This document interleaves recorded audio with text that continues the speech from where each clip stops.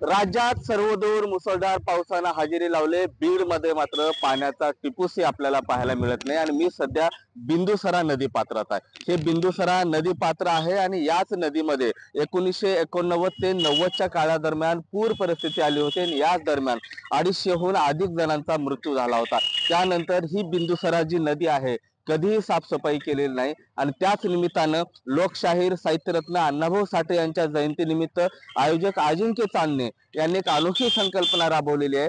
बिंदुसरा नदीचं सफाई जे असेल, खोलीकरण असेल, त्यांनी सध्या सुरू केलेला आहे। अनेक वेळा नगर प्रशासन असतील, इथले लोकप्रतिनिधी असतील यांना विनवणी करण्यात आली होती, मात्र एकही ग्राम कचरा या नदीच्या बाहेर काढण्यात आलेला नाही। हे दुर्दैव म्हणावं लागेल। आणि बीड शहरातून ही नदी जाते।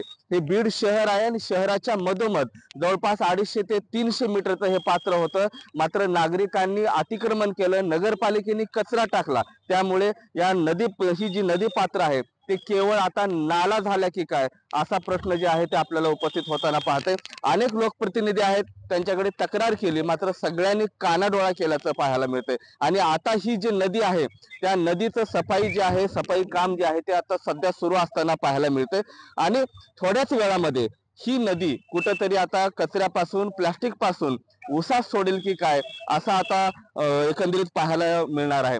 जर पाहिलं गेलं तर बीड म्हणल्यानंतर कुठेतरी राजकारण्यांची आणि इथल्या पुढाऱ्यांची आणि प्रशासनाची जे अनिष्ट आहे ते आता समोर येताना आपल्याला पाहायला मिळते। एकंदरीत पाहता आजपासून ही नदी जी आहे ते आता मोकळा श्वास घेणार आहे। कॅमेरा पर्सन ज्ञानेश्वर वायबशेसह मी महेंद्र कुमार मुधोळकर, TV9 मराठी, बीड।